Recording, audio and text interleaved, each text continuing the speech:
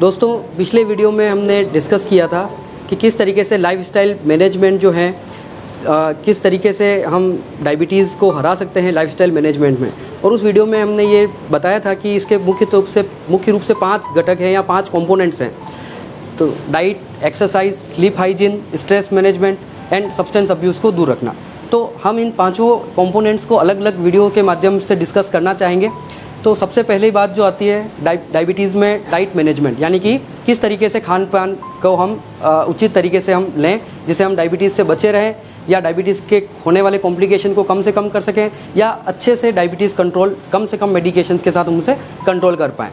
तो ये एक महत्वपूर्ण विभाग है, महत्वपूर्ण एरिया है डिस्कशन का, क्योंकि काफ़ी भ्रांतियाँ आज हमारी सोसाइटी में व्याप्त है कि क्या चीज़ें खानी चाहिए, क्या चीज़ें नहीं खानी चाहिए और किन किन चीज़ों के खाने से डायबिटीज़ बढ़ती है, क्या क्या फ्रूट्स हमें खाने चाहिए, कौन कौन से फ्रूट्स हमें नहीं खाने चाहिए। सोशल मीडिया पे अलग अलग तरीके के भ्रामक वीडियो प्रसारित हो रखे हैं कि गन्ने का जूस पीना चाहिए, फ्रूट्स की अमाउंट जो है वो 4-4 किलो तक खाना चाहिए। तो ऐसा बिल्कुल नहीं है। आप इस तरीके से भ्रामक जो वीडियोज़ हैं उनकी तथ्यतापूर्वक पहले जांच करें, ना कि अपने बॉडी पे उसको किसी तरीके से एक्सपेरिमेंटल वे में लेके जाएं।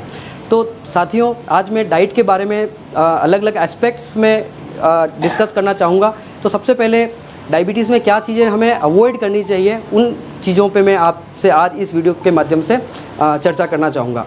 तो सबसे पहले हाई कैलोरी फूड्स जो होते हैं, यानी कि हाई ग्लाइसेमिक इंडेक्स वाले फूड्स जो हैं।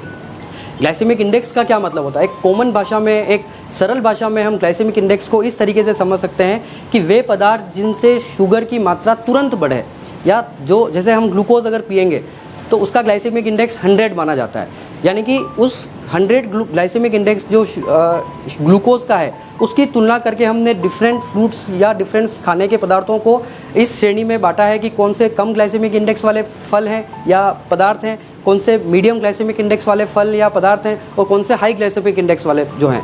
यानी कि 70 के ऊपर जो आते हैं उन्हें हम हाई ग्लाइसेमिक इंडेक्स वाले मानते हैं, 50 से 70 वालों को हम मिड ग्लाइसेमिक इंडेक्स और 50 से कम वालों को हम लो ग्लाइसेमिक इंडेक्स वाले सब्सटेंस माने जाते हैं। तो डायबिटिक्स में हमेशा लो ग्लाइसेमिक इंडेक्स वाले पदार्थों को खाने का एडवाइस दिया जाता है, जिससे शुगर जो है वो शरीर में तुरंत नहीं बढ़ेगी। हमारा डायबिटीज़ में जो हमारा शर्करा से लड़ने वाला जो सिस्टम है वो थोड़ा सा कमज़ोर हो जाता है। तो इस कमज़ोर सिस्टम से हमें उतने ही काम करवाना है जितना वो सक्षम है। अगर हम सब्सटेंस तुरंत ज़्यादा मात्रा में या ज़्यादा ग्लाइसेमिक इंडेक्स वाले फल या चीज़ें खाएंगे तो एकदम से शरीर में शर्करा की मात्रा जो है वो तीव्रता से बढ़ेगी और जिससे हमारा सिस्टम हैंडल नहीं कर पाएगा और वो परिलक्षित होगा ब्लड में हाई ब्लड ग्लूकोज के रूप में। तो हमें उन पदार्थों का सेवन नहीं करना है या अवॉइड करना है जो हाई ग्लाइसेमिक इंडेक्स वाले हों। तो जिसमें सबसे पहला जो पदार्थ है वो है मैदा। मैदा यानी कि आटा जो है, या जिसको हम कह सकते हैं कि महीन रूप से पिसा गया गेहूं जो है वो मैदा कहलाता है। मैदा ना केवल ग्लाइसेमिक इंडेक्स में हाई है, इसके अलावा भी इसके बहुत सारे दुष्परिणाम हम कहीं वीडियोस में डिस्कस कर चुके हैं।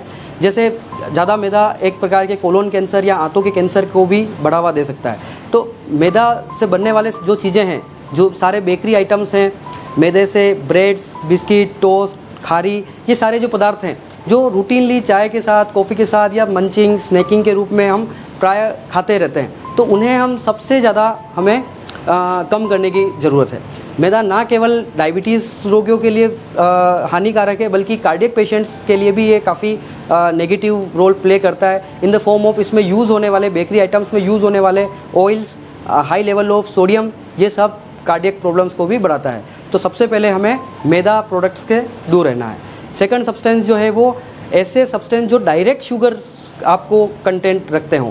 डायरेक्ट शुगर मीन्स जैसे आप कोई चीज़ ले रहे हैं, चाय में आप शुगर यूज़ कर रहे हैं, गुड़ यूज़ कर रहे हैं या आप शहद वगैरह यूज़ कर रहे हैं, तो ये सब्सटेंस जो है वो कैलोरीज तो दे रही हैं बट न्यूट्रिशन लेस कैलोरीज हैं। सपोज़ आप कोई फ्रूट खाते हैं तो फ्रूट में आपकी कैलोरीज शर्करा के साथ साथ काफ़ी न्यूट्रिटिव वैल्यूज़ हैं